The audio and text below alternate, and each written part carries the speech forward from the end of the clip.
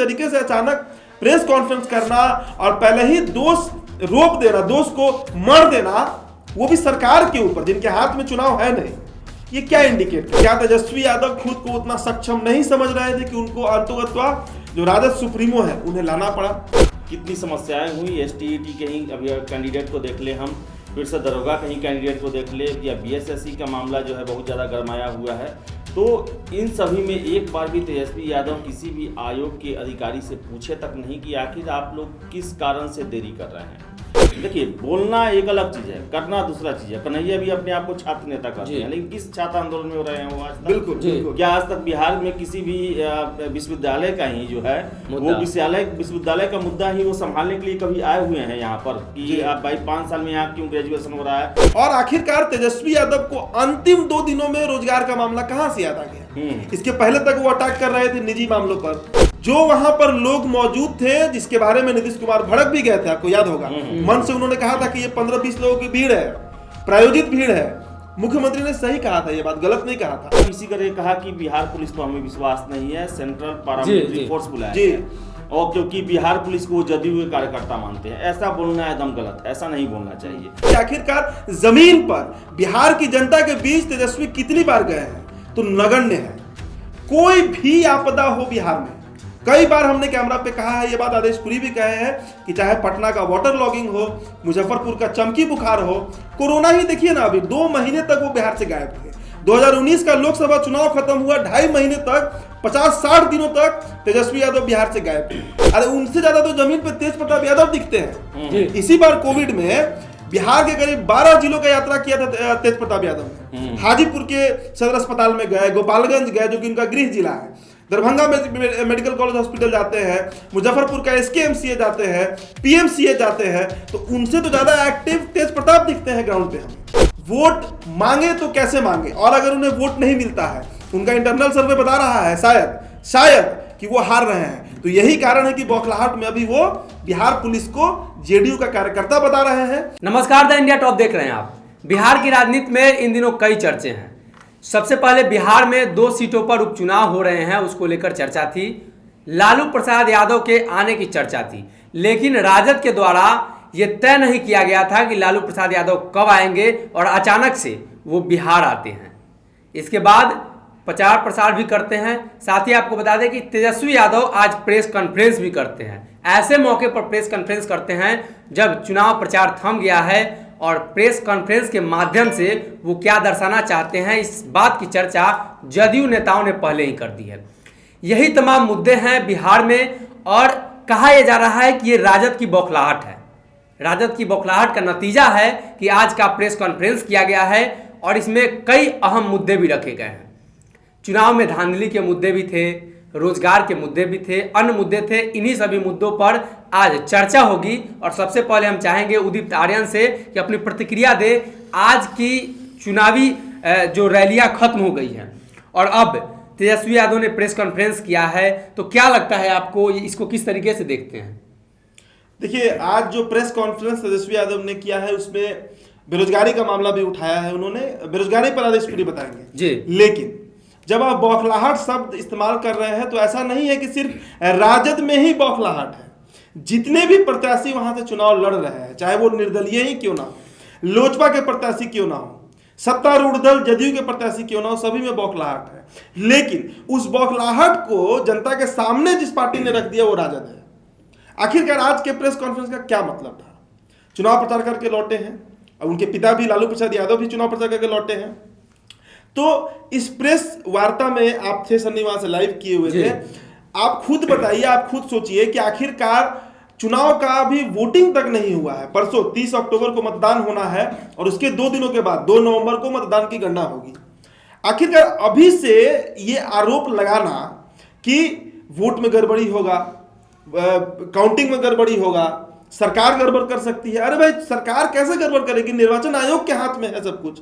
वहां पर जितने भी अधिकारी तैनात हैं, अभी से आचार संहिता लग गया जी। आचार संहिता के बाद अब प्रशासन के हाथ में कुछ नहीं है। सभी जो अधिकारी है वहां पर वो इलेक्शन कमीशन के हैं, और अभी से आप आरोप लगा रहे हैं कि चुनाव में धांधली किया जाएगा, गड़बड़ी किया जाएगा। इसका मतलब साफ है कि आपका जो इंटरनल सर्वे है वो कहीं ना कहीं आपके खिलाफ आपको दिखा रहा है। जो ग्राफ है वो बता रहा होगा, आपने जो अपना इंटरनल सर्वे हर पार्टी करवाती है, चाहे वो जेडीयू हो, बीजेपी हो, लोजपा हो, राजद हो, तो राजद का जो इंटरनल सर्वे हुआ होगा इन 2 विधानसभा सीटों पर, तारापुर और कुशेश्वर स्थान, कहीं ना कहीं उसमें रिपोर्ट इनके खिलाफ आ रहा होगा, तभी तो इस तरह का आखिरकार प्रेस कॉन्फ्रेंस किया जाएगा ना। तो इस तरह का प्रेस कॉन्फ्रेंस का क्या मतलब बनता है जी। अभी मतदान नहीं हुआ है। एक बात रहता कि 30 तारीख को मतदान हो गया, उसके बाद तेजस्वी जी फेसबुक लाइव कर लेते या फिर कुछ ऐसा पोस्ट लिख देते, या जिस दिन मतदान का गणना हो रहा था 2 नवंबर को इस तरह का बात कहा जाता, तो थोड़ा तार्किक लगता, हमें थोड़ा लॉजिकल लगता कि आज गणना हो रहा है तो शायद कुछ हुआ होगा, इनको खबर मिली होगी इस तरीके से। लेकिन अभी तो मतदान ही नहीं हुआ है, अभी तो आचार संहिता लगा है, मात्र प्रचार जो है वो समाप्त हुआ है, रैलियां अभी खत्म हुई है, पिता उनके घर लौटे हैं, वो भी घर लौटे हैं, तो अभी उन्हें आराम करना चाहिए था, क्योंकि जो करना था, जनता तक जो बात उनको पहुंचानी थी वो पहुंचा दिए हैं। वोट उन्होंने मांगा है रोजगार के मामले पर, सड़क नहीं बना है कुशेश्वर स्थान में उस मामले पर, लाइव भी किए थे तेजस्वी यादव जब अपने गाड़ी से फॉर्च्यूनर से जा रहे थे और बाढ़ का पूरा स्थिति दिखा रहे थे। सभी बातों पर सही है, लेकिन इस तरीके से अचानक प्रेस कॉन्फ्रेंस करना और पहले ही दोष रोप देना, दोष को मर देना, वो भी सरकार के ऊपर जिनके हाथ में चुनाव है नहीं, ये क्या इंडिकेट करता है। दूसरी बात, लालू, आपने जिक्र किया इस चर्चा की शुरुआत में कि लालू प्रसाद यादव को पटना आए और प्रचार में गए हैं। अब देखिए, कई दफा ये सवाल उठ चुका है कि क्या लालू प्रसाद यादव को पटना लाया गया या फिर वो खुद अपने मर्जी से आए हैं। क्या उन्हें चुनाव में उनका चेहरा एक फैक्टर था? क्या तेजस्वी यादव खुद को उतना सक्षम नहीं समझ रहे थे कि उनको अंततः जो राजद सुप्रीमो है उन्हें लाना पड़ा? और इतना होने के बावजूद क्या जो वोट कन्वर्जन है राजद का वो लालू प्रसाद यादव करने में कामयाब होंगे? ये भी एक बड़ा सवाल है। लेकिन आज का जो प्रेस कॉन्फ्रेंस है उससे तो यही लग रहा है कि लालू प्रसाद यादव भी अब कोई फैक्टर नहीं बनते दिख रहे हैं तारापुर और कुशेश्वर स्थान में। जी, दूसरी चर्चा की ओर चलते हैं। रोजगार की बात भी आज की प्रेस कॉन्फ्रेंस में हुई थी और अंत में हम आपको बताएंगे कि उस प्रेस कॉन्फ्रेंस में क्या कुछ हुआ था, उसके बाद जदयू का क्या रिएक्शन। दूसरे सहयोगी आदेश पुरी के साथ चलते हैं। आपका क्या कहना है, रोजगार का भी मुद्दा आज के प्रेस कॉन्फ्रेंस में रहा है? देखिए, रोजगार जो है वो मैं पहले भी बता चुका हूं कि तेजस्वी यादव ये जानते हैं कि युवाओं का जो है रोजगार के मुद्दे पर उनका सभी जात पात धर्म से नाता टूट जाता है जी। और जो रोजगार जो है बिहार में समस्या हमेशा से रही है, लेकिन अभी जो है वो कुछ ज़्यादा है। तो वो सेंटिमेंट्स जो है नारा देते हैं कि छात्रों को के साथ हम हैं, युवाओं के भविष्य के लिए हम हैं, लेकिन अफसोस की बात है कि सड़कों पे नहीं दिखाई देते हैं। 1 साल पहले उन्होंने विधानसभा का चुनाव लड़ा था, रोजगार को बहुत बड़ा मुद्दा बनाया, समर्थन भी मिला, लेकिन हम 1 सालों के अंदर में देखें तो कितने बार छात्र जो हैं सड़कों पे आए, कितनी समस्याएं हुई। STET कहीं अभी कैंडिडेट को देख ले हम, फिर से दरोगा कहीं कैंडिडेट को देख ले, या BSSC का मामला जो है बहुत ज़्यादा गरमाया हुआ है। तो इन सभी में एक बार भी तेजस्वी यादव किसी भी आयोग के अधिकारी से पूछे तक नहीं कि आखिर आप लोग किस कारण से देरी कर रहे हैं, या फिर छात्र जो हैं वो सड़कों पे जाते हैं तो उनके साथ भी एक बार भी नहीं हुए हैं, सड़क पे नहीं निकले हैं। तो ये अगर करे वो युवाओं के लिए, अगर दिल से अगर करना चाहते हैं तो बहुत स्वागत है, लेकिन ये चुनावी एक स्टंट लगता है। चुनाव के अंतिम समय में उन्हें लग रहा था कि एक बहुत बड़ा मुद्दा हम मिस कर रहे हैं, तो उन्होंने इसको याद किया है और ये दिखाता है कि जो एक उन्होंने अपना पहले से एक रणनीति बना रखा था, उस रणनीति पर चुनाव नहीं जाते हुए दिख रहा है। आदेश जी, एक बात यहाँ पर मैं ऐड करूंगा। आप लोग को याद होगा कि परसों जब नीतीश कुमार प्रचार कर रहे थे तो वहां पर कुछ लड़के थे जो हाथ में बड़ा सा नोटिस लेकर घूम रहे थे कि रोजगार दीजिए, रोजगार दीजिए। आपको बता दें कि एक नेशनल चैनल, मैं नाम तक ले सकता हूं, आज तक, जो बिहार में बिहार तक के नाम से चलता है, उसके एक सीनियर संपादक हैं, उन्होंने जब उन युवाओं से बात की तो बाद में इस बात का पर्दाफाश हुआ कि जो युवा थे वहां पर वो सभी राजद के कार्यकर्ता थे। ये बहुत हाईलाइटेड न्यूज है। और आखिरकार तेजस्वी यादव को अंतिम 2 दिनों में रोजगार का मामला कहां से याद आ गया? इसके पहले तक वो अटैक कर रहे थे निजी मामलों पर, कई मामलों पर अटैक कर रहे थे। रोजगार का मामला आना और जो छात्र वहां पर मौजूद थे, छात्र भी नहीं कहा जाना चाहिए, राजद कार्यकर्ता वहां पर मौजूद थे, इसका पर्दाफाश किया गया है बिहार तक से। मैं क्रेडिट दूंगा उस चैनल को कि उसके जो सीनियर संपादक हैं, काफी सीनियर हैं और कई दिनों से बिहार में वो काम कर रहे हैं और वो बहुत अच्छा काम कर रहे हैं। उन्होंने इस बात का खंडन किया है कि जो वहां पर लोग मौजूद थे, जिसके बारे में नीतीश कुमार भड़क भी गए थे, आपको याद होगा, मन से उन्होंने कहा था कि ये 15-20 लोगों की भीड़ है, प्रायोजित भीड़ है। मुख्यमंत्री ने सही कहा था, ये बात गलत नहीं कहा था।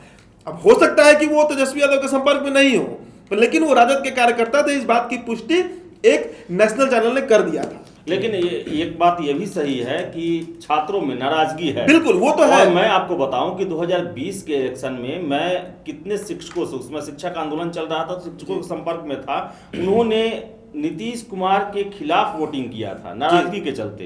तो इससे हम इनकार नहीं कर सकते हैं कि रोजगार का मुद्दा जो है, शिक्षकों का मुद्दा जो है वो बना हुआ है।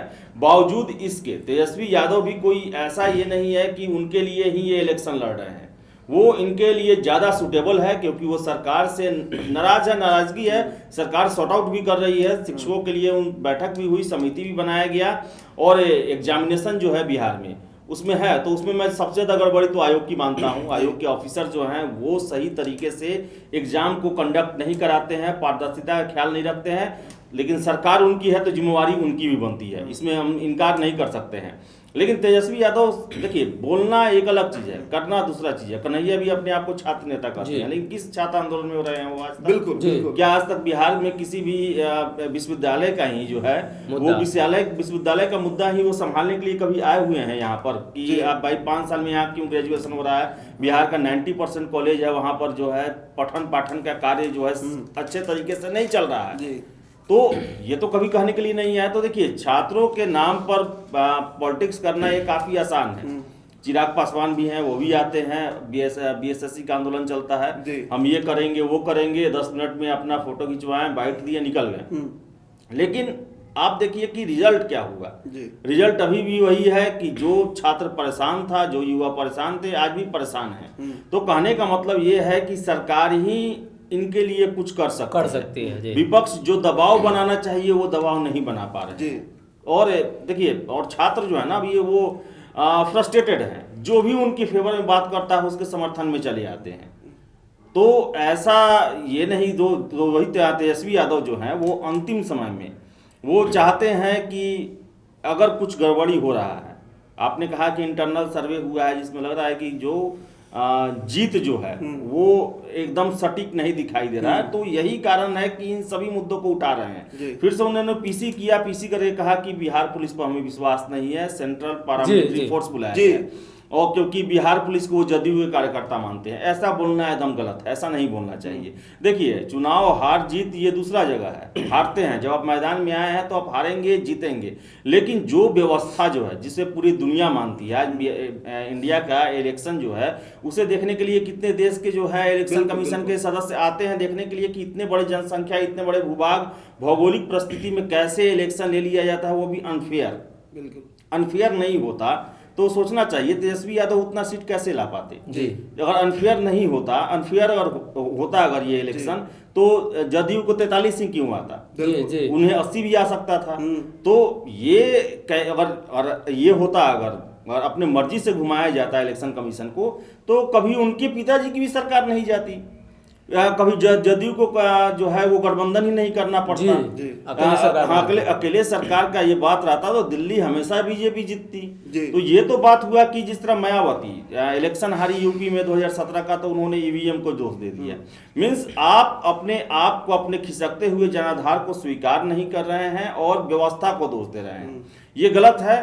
और ये परिपाटी आपको चलानी भी नहीं चाहिए। हो सकता है कि आप भी कल को सरकार में आ सकते हैं, फिर आपकी विपक्षी पार्टी जो है इस तरह आरोप लगाएगा, तो ले देकर जो इलेक्शन कमीशन जो एक निष्पक्ष संस्था है वो बदनाम हो जाएगा, उसके रिजल्ट पर कोई विश्वास नहीं करेगा। तो ये पूरे समाज में, पूरे राज्य में अविश्वास जो है इलेक्शन कमीशन को लेकर नहीं रखना चाहिए।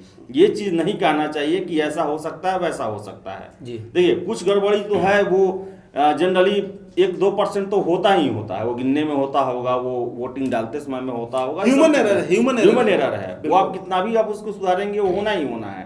तो ये चीज आरोप लगाना जो है और ये बात बोलना, ये फ्रस्ट्रेशन दिखाता है, डर दिखाता है कि कहीं हम हार न जाएं, या फिर अगर हार रहे हो तो अपने वोटर को एक तरह से दिलासा दिलाएं कि हम हारे नहीं, हरवाया गया है, जो कि एकदम गलत है। बिल्कुल। एक और बात करना चाहूंगा कि आखिरकार लालू प्रसाद यादव को पटना क्यों लाया गया। देखिए, हम एक्टिव और सीरियस तेजस्वी यादव को कब से देख रहे हैं? अमूमन 2017 के बाद से जी। मतलब जब से वो जमीन पर नेता के तौर पे बिहार में खुद को स्थापित करना चाहे, तब जब बीजेपी से जेडीयू का फिर से अलायंस हो जाता है। उसके पहले तक कहा जाता है कि उनको बैठे बैठाई गद्दी मिल गई थी। पिताजी थे उनके पटना में, वो उनको डिप्टी सीएम बना देते हैं और बैठी बैठाई उन्हें गद्दी मिल जाती है। लेकिन जब लालू यादव का जेलवास होता है, जब वो जेल चले जाते हैं और अकेले पड़ते हैं तेजस्वी यादव, उसके बाद से अगर उनकी राजनीति को हम बिहार में देखें और समझने का प्रयास करें कि आखिरकार जमीन पर बिहार की जनता के बीच तेजस्वी कितनी बार गए हैं, तो नगण्य है।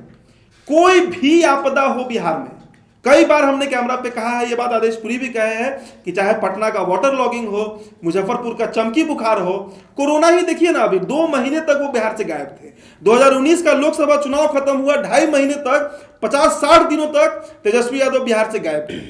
तो ऐसी स्थिति में आखिरकार पटना या बिहार में जो पब्लिक कनेक्शन होता है, जो उनके पिता लालू प्रसाद यादव का था, वो तेजस्वी कैसे स्थापित कर पाएंगे? अरे उनसे ज्यादा तो जमीन पर तेज प्रताप यादव दिखते हैं। इसी बार कोविड में बिहार के करीब 12 जिलों का यात्रा किया था तेज प्रताप यादव ने। हाजीपुर के सदर अस्पताल में गए, गोपालगंज गए जो कि उनका गृह जिला है, दरभंगा में मेडिकल कॉलेज हॉस्पिटल जाते हैं, मुजफ्फरपुर का एसकेएमसीएच जाते हैं, पीएमसीएच जाते हैं, तो उनसे तो ज्यादा एक्टिव तेज प्रताप दिखते हैं ग्राउंड पे हमें। ऐसी स्थिति में आप खुद सोचिए ना कि कुशेश्वर स्थान और तारापुर इस उपचुनाव के पहले तेजस्वी कितनी बार गए होंगे। अभी आदेशपुरी लौटे हैं, कुशेश्वर स्थान से हमारी बात हो रही थी, ये बता रहे थे कि उदीप्त वो पूरा टापू जैसा क्षेत्र है, सड़क है, स्टेट हाईवे है, इधर जलकुंभी है, उधर जलकुंभी है, मतलब पानी ही पानी है। क्या ये बात तेजस्वी यादव को पहले नहीं समझ आ रहा था? क्या तेजस्वी यादव ने इस मामले को उठाया? क्या तेजस्वी यादव ने 2020 के विधानसभा चुनाव खत्म होने के बाद रोजगार का मामला फिर उठाया? अचानक 30 तारीख को मतगणना होना, माफ कीजिएगा, मतदान होना है और 26 तारीख को उन्होंने अनाउंसमेंट किया कि हम बेरोजगारी का रैला करेंगे। 27 तारीख को करते हैं, माफ कीजिएगा।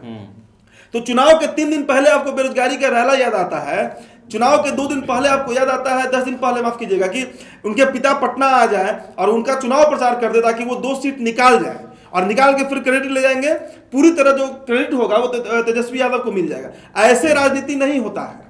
ऐसे कोई भी नेता अगर सोचे कि वो फ्लाइंग कैंडिडेट बना रहेगा, दिल्ली में बैठा रहेगा और ट्वीट करते रहेगा। आपातकाल में जब बिहार जूझ रहा था, अरे पप्पू यादव जैसा नेता, वो जेल चले गए, नहीं तो जितना काम वो कर रहे थे ग्राउंड पर उतना कोई नहीं कर रहा था। और यही हाल चिराग पासवान का भी है। ऑन कैमरा कह रहा हूं, चिराग पासवान का भी यही हाल है। ये लोग फ्लाइंग नेता है। ये लोग दिल्ली में एसी कमरे में बैठकर सोचते हैं कि बिहार की राजनीति करेंगे। अरे रामविलास पासवान से उन्हें सीखना चाहिए, लालू प्रसाद यादव से उन्हें सीखना चाहिए। अब लालू यादव का दौर खत्म हो चुका है लगभग, वो बीमार है।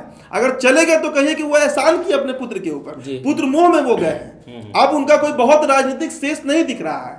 और बार बार ये बात कर रहा हूं कि तेजस्वी से ज्यादा एक्टिव जमीन पर तेज प्रताप यादव हमें दिखे हैं। तो ऐसी स्थिति में आखिरकार तेजस्वी वोट मांगे तो कैसे मांगे? और अगर उन्हें वोट नहीं मिलता है, उनका इंटरनल सर्वे बता रहा है शायद कि वो हार रहे हैं, तो यही कारण है कि बौखलाहट में अभी वो बिहार पुलिस को जेडीयू का कार्यकर्ता बता रहे हैं। और अभी देखिए, अभी 30 तारीख को वोटिंग होना है, उस दिन फिर कुछ बयान आएगा उनका। 2 तारीख को मतगणना होना है, काउंटिंग होगा वोट का, उसके बाद देखिएगा किस तरीके का बड़ा नौटंकी दिखेगा राजद जी। तो सीधे सीधे कहें तो तेजस्वी यादव ने आज प्रेस कॉन्फ्रेंस किया और प्रेस कॉन्फ्रेंस का एक ही मुद्दा था कि चुनाव में धांधली हो सकती है, ऑफिसर्स धांधली कर सकते हैं, बिहार पुलिस पर भरोसा नहीं है।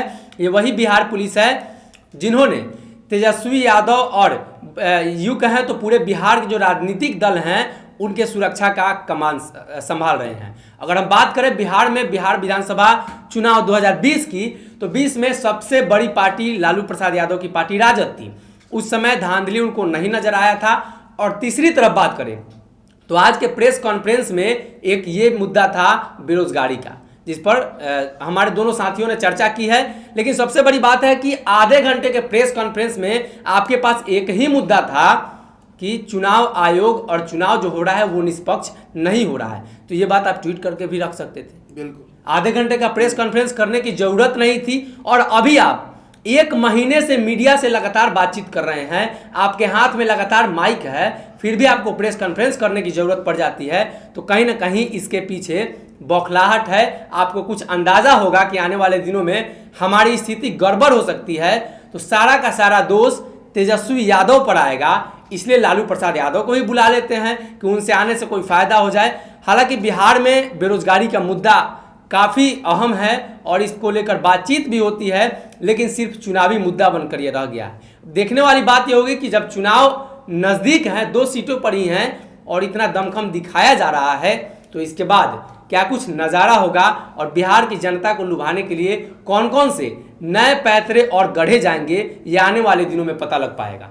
आप बने रहिए हमारे साथ, जो कुछ भी अपडेट होगा हम आपको देंगे। तब तक के लिए नमस्कार।